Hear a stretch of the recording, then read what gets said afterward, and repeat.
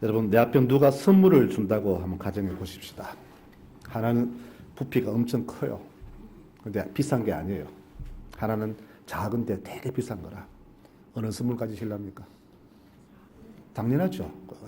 자, 그러면은 하나 더 묻습니다. 두 음식이 있어요. 하나는 엄청 맛있는 음식입니다. 요거는 맛이 없어. 어느 것도 먼저 드실랍니까? 당연하죠. 자, 그렇습니다. 이렇게 나갑니다. 오늘 말씀은.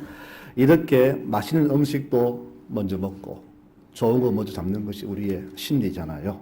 그러면 좋은 소식, 나쁜 소식이 있을 때 여러분 어느 소식 먼저 듣고 싶으십니까? 이게 오늘 질문의 요지입니다. 좋은 소식이 있어요. 나쁜 소식이 있어요. 어느 거 먼저 들으실래요? 왜요?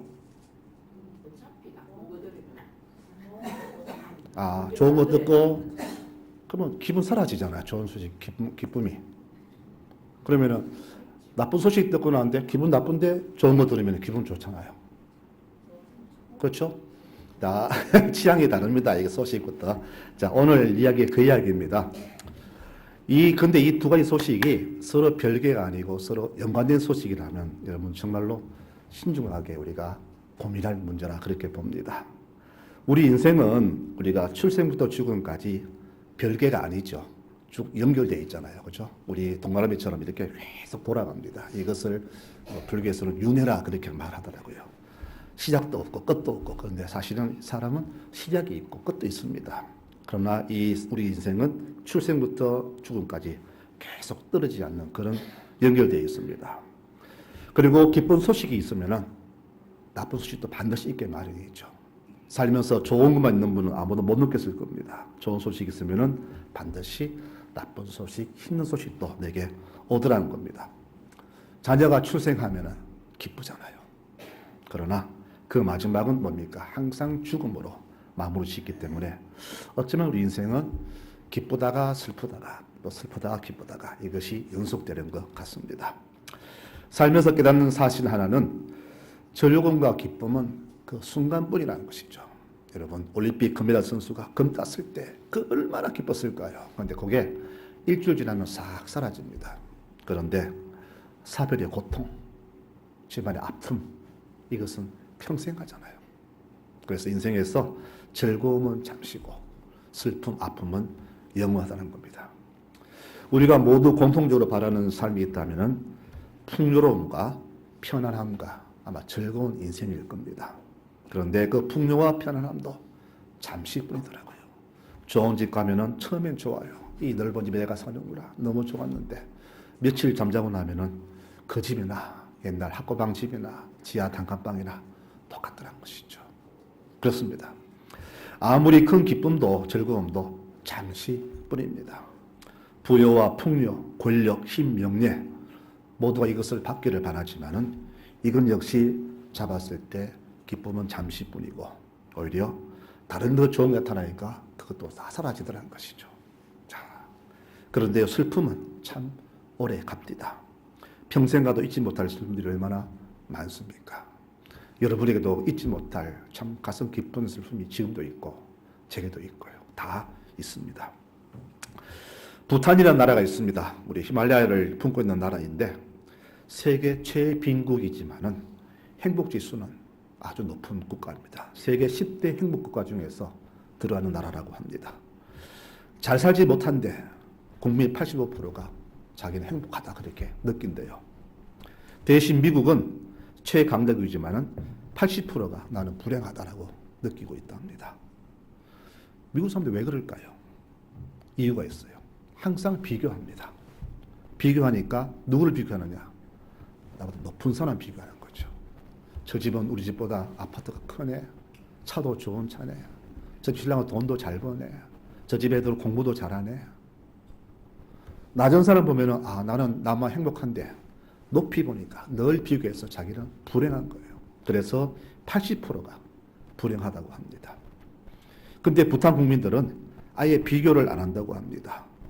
지금 것에 만족하고 그리고 이들이 더 행복을 느끼는 것은 항상 그들은 죽음을 생각한대요. 언젠가 죽는데 어차피 죽을 인생 우리 여기서 이렇게 더 많이 하려고 애쓸 필요가 있느냐. 그저 있는 이 생애를 감사함으로 사는 거 맞지 않겠느냐. 이것이 바로 그들이 행복감 느끼는 주된 이유라고 합니다. 우리가 살려고 하면 살수록 오히려 불행이 더 많이 다가오잖아요. 하려고 하니까 더 힘들고 많이 가지려고 정치하다 보니까 더 힘들어요. 그런데 다 내려놓고 죽으려고 마음먹으니까 오히려 인생이 더 기쁨이 편한 것이 있더라는 것이죠. 오늘 이 두 인생이 우리에게 주어져 있습니다. 죽음 앞둔 분들 또 죽음 위기에서 벗어난 분들의 공통된 말은 이렇습니다. 왜 나는 그동안 하고 싶은 것을 못하고 살았나?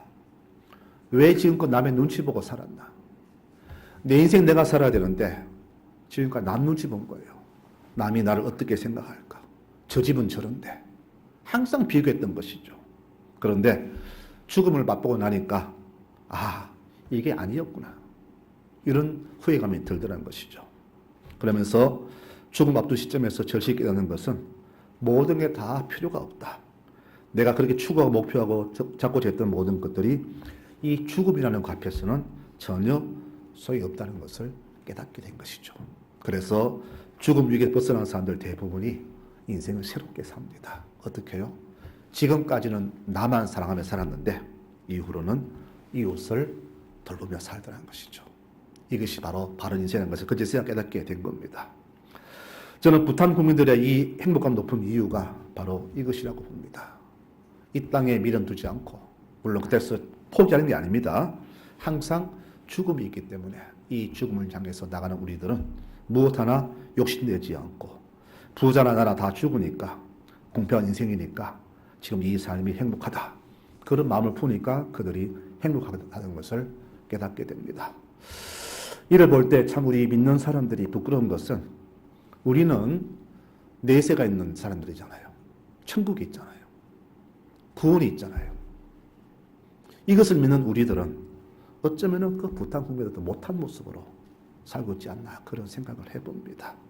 저들은 구원 없는 신을 믿고 있으면서도 행복한데 우리는 구원 주시는 신을 믿으면서도 행복하지 못하고 살고 있잖아요. 그들은 종말을 생각하는데 우리는 마치 종말 없는 것처럼 그렇게 살고 있잖아요. 안 그렇습니까? 제 말이 틀렸나요? 왜 아침부터 이렇게 쓸데없는 소리 하나 그런 마음 품고 계십니까? 여러분 깊이 새겨야 됩니다. 바로 이 죽음과 죽음 없는 이 차이가 우리의 삶에 행복이냐 불행이냐 큰 간극을 주고 있다. 그렇게 봅니다. 오늘 읽은 말씀에 들어갑니다. 이 말씀은 믿는 우리들에게 남은 인생을 어떻게 사는 것이 정말로 바람직한 것인가를 지시하고 있는 그런 말씀이 됩니다.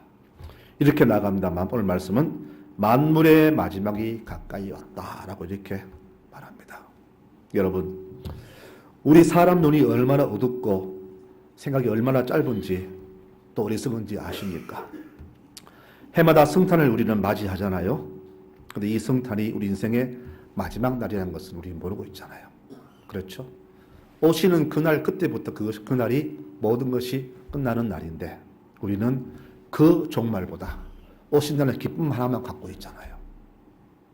이 오신다는 기쁜 소식, 오셔서 이 땅을 심판하신다는 나쁜 소식, 이 둘을 우리 같이 가지고 있어야 되는데 우리는 뒤를 못 보고 있잖아요.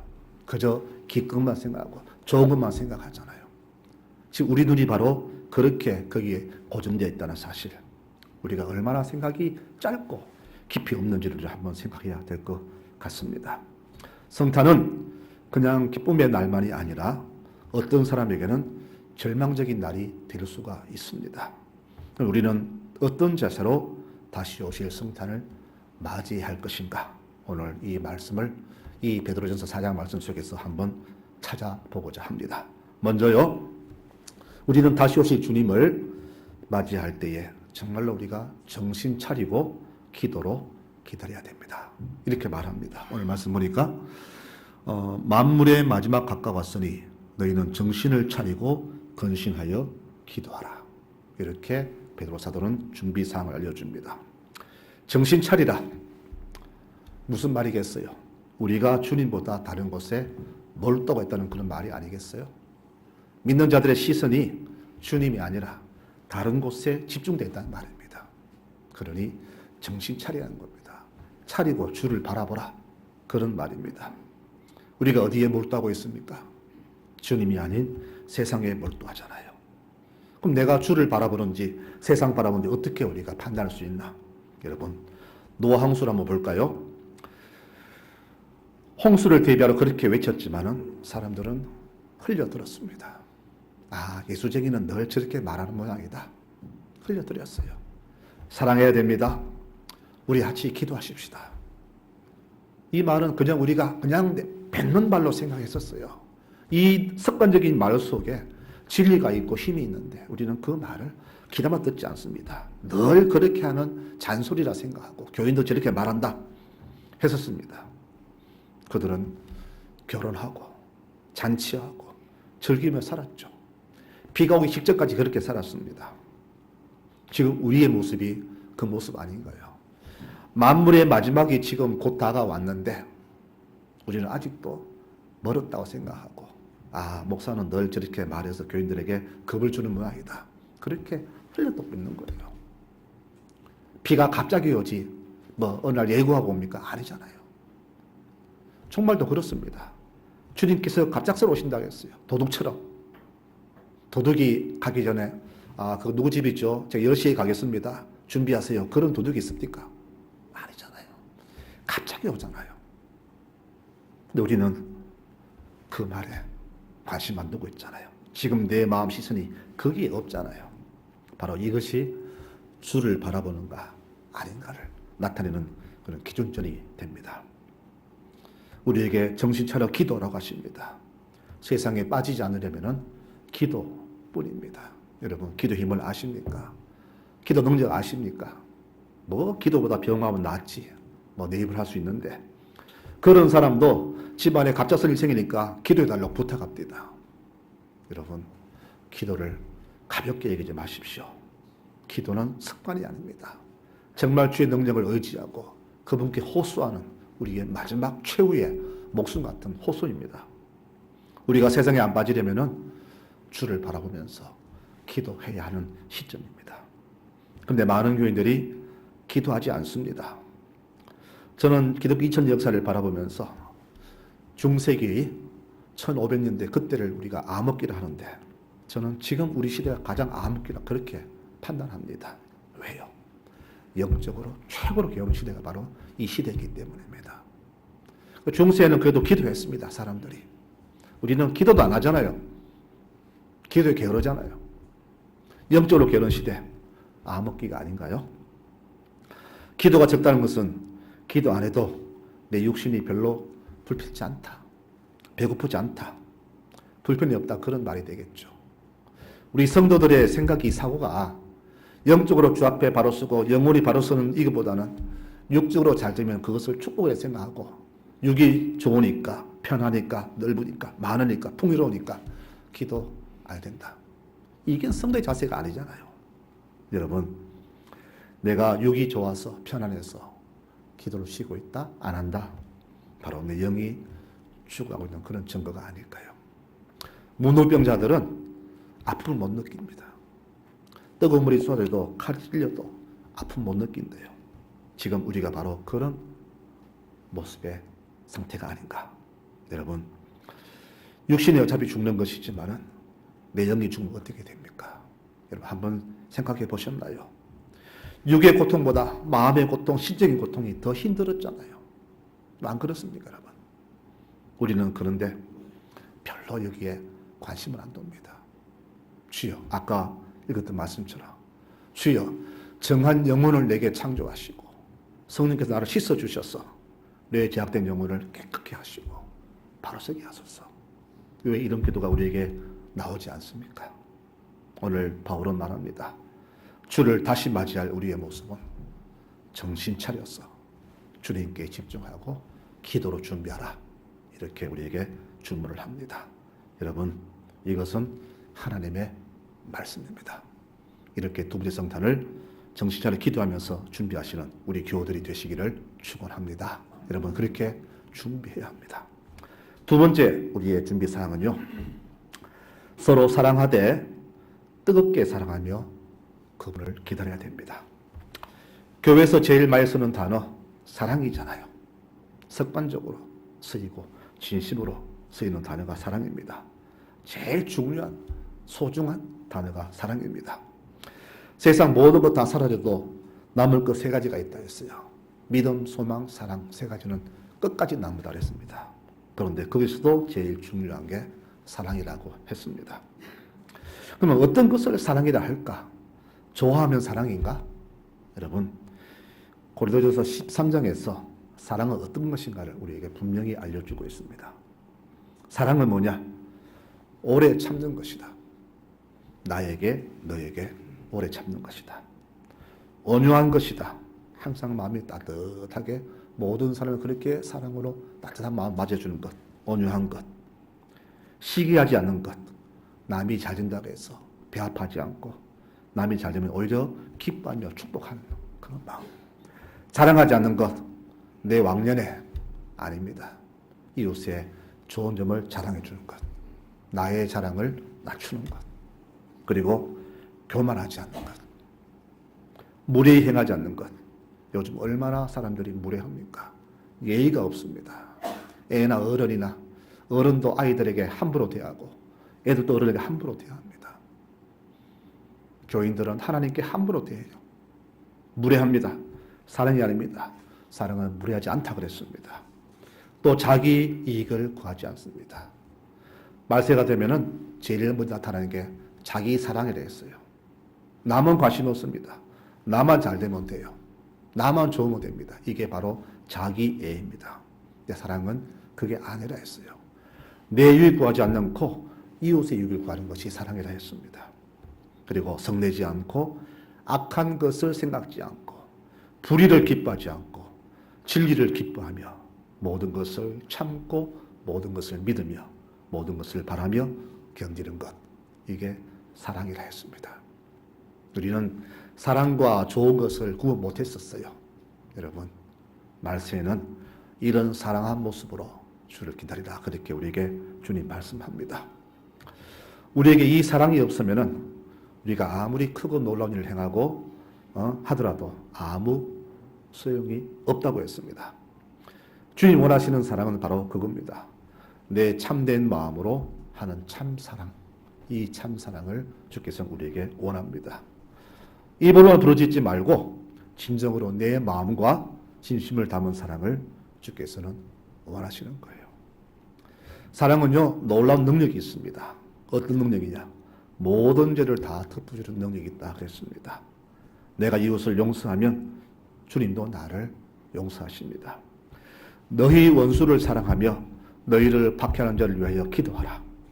너희가 사람을 용서하면 하나님도 너희 잘못을 용서하시지만 너희가 잘못을 용서하지 아니하면 너희 아버지도 너희 잘못을 용서하지 아니하신다. 여러분, 용서하면 내 죄도 용서하신다라고.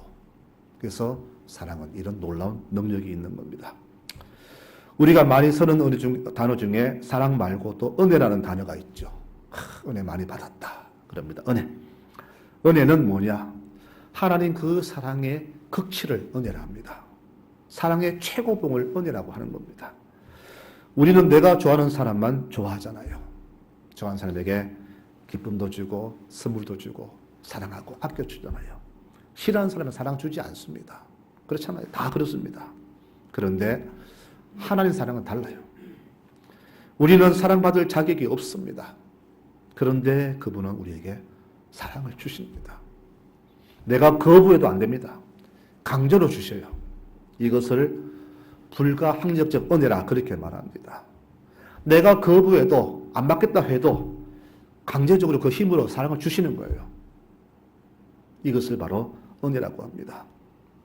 내가 은혜 받을 자격이 없지만은 그래도 우리를 사랑하셔서 주시는 그 사랑, 이 사랑을 바로 은혜라고 하는 겁니다. 하나님은 우리에게 구원의 길을 주셨잖아요.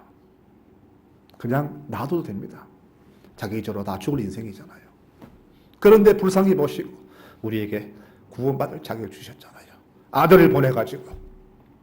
이 사랑이 바로 은혜입니다. 우리가 다시 오실 주를 맞이할 준비는 바로 이 받은 사랑을, 이 사랑을 그대로 행하며 사는 것이 바로 준비사항이 될 것입니다. 에베소서 2장 8절에 말하기를 여러분은 하나님의 은혜로 구원을 받았습니다. 그것은 여러분 힘으로 된 것이 아닙니다. 오직 하나님의 선물입니다. 그래서 우리가 행함으로 선함으로 된 것이 아니므로 아무도 이 구원에서 자랑할 수 없다라고 그렇게 말합니다. 내가 거저 받았으니 거저 되돌려 주는 것이 바로 은혜 입은 우리의 올바른 태도가 아닐까요? 그래서 우리가 주를 맞이할 두 번째 자세는 이렇습니다. 뜨겁게 서로 사랑하며 사는 것. 이것이 바로 주를 맞이할 두 번째 우리의 자세입니다. 우리 성라절개 모든 성도 여러분, 이런 사랑 한번 하며 삽시다. 지금까지 나만 사랑했는데, 내 좋아하는 사람만 사랑했는데, 이제는 우리 아버지 은혜처럼 그렇게 모두를 한번 사랑하며 살아보면 어떻겠습니까? 이것이 바로 두 번째입니다. 이렇게 참 사랑으로 주를 기다리는 우리 모두 믿음의 교우들이 되시기를 축원합니다. 세 번째, 서로를 도와주되 내가 사랑을 베풀었으면 받으려 하지 말라. 이렇게 말씀합니다. 사랑은요, 다시 되돌려 받는 게 아닙니다. 여러분, 내가 주었으니까 나도 받아야 되겠다. 이것은 사랑이 아닙니다. 그것은 거래입니다. 거래. 장사수단이죠. 이 동네 살면서 제가 참 많이 들었는데, 참 그 부조 때문에 참 이래 이야기 많이 들었습니다. 내가 했는 부조를 받으려고 하여튼 참 우스운 이야기들이 참 많았습니다. 여러분, 부조는 사랑이잖아요. 줬잖아요. 못 받으면 그만이죠. 내가 베푼 사랑 끝내야죠. 줬으니까 너는 왜 안 주느냐? 이것은 사랑이 아닙니다. 여러분, 주변 보면 이런 문제 다툼을 봅니다. 세상이 그렇습니다. 그러나 우리 믿는 자들은 세상과 반대로 살아야 됩니다. 그저 아무 조건 없이 줄 수 있는 대로 줄 수 있고, 베풀 수 있으면 베풀고, 베풀 조건 안 되면 못 베풀고, 그저 마음으로 사랑하고, 이게 바로 성도의 사랑이 아닙니까? 어떤 대가나 보상을 바라서도 안 될 것이며, 오히려 그들에게 더 많이 사랑 주지 못함을 가슴 아파할 수 있는 그런 마음, 이게 바로 성도의 참 사랑이 아니겠습니까? 이런 사랑으로 주를 기다리라고 말씀합니다. 여러분, 이제 우리의 주를 기다리는 세 번째 자세, 사랑을 하되 준 것으로 끝내고 다시금 되돌려 받으려는 마음을 갖지 말고 오직 줄 수 있는 최고의 모습으로 모두를 사랑할 수 있는 믿음의 우리 교우들이 되시기를 축원합니다. 마지막 네 번째입니다. 이제 주님의 교회에 충성하며 주를 기다리면 됩니다. 우리에게 은사를 주셨잖아요. 은사는 다른 말로 달란트입니다. 우리 요즘 탤런트 그러는데 재능, 재주를 말합니다. 누구나 다 이런 달란트가 있습니다. 어떤 사람에게는 참으로 봉사하는, 어떤 사람에게는 인내, 참을 수 있는 그런 달란트. 이게 얼마나 큰지 모릅니다. 왜 이런 은사를 주셨을까? 서로를 도와주라는 겁니다. 자, 여러분, 교회는 많은 사람 모이잖아요. 다 산에 살아온 모습도 다르고 생각 다 달라요. 같이 밥 먹으러 갔는데 다 맛있다. 한 사람은 그 집 짜더라 그러고, 어떤 사람은 질기더라 그러고, 다 맛있다는데 그래요. 모두가 다 다릅니다. 다 다르니까 이들을 다 우리가 봉사하려면은 은사가 다 달라야 되겠죠. 그래서 어떤 사람은 기도하면 치유의 능력이 나타납니다. 그분은 기도로서 봉사하면 돼요. 나는 그런 재주가 없으면은 다른 것으로 수많은 땅과 흘리면서 교회 청소하고 보살피고, 이게 바로 은사잖아요. 이렇게 각자 맡은 은사를 가지고 주의 교회에 교우들에게 베풀 수 있는 이것으로 살아가는가? 이것이 바로 충성하는 모습이 아니겠습니까? 교회에서는 대접받으려 해서도 안 되고 오직 서로 위해서 봉사만 해야 됩니다. 교회에서 불만 선수 나는 이유는 뭘까요? 대접받으려고만 하기 때문입니다. 우리 성도님들 한 분 한 분 다 귀한 분들입니다. 누구가 더 귀하고 천하고가 없습니다. 다 귀한 분들입니다.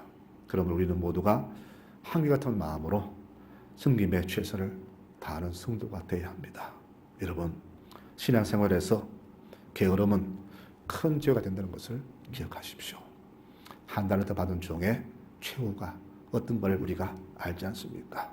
주신 달란트 그날 물으실 겁니다. 내 나라 무엇으로 내겠습니까?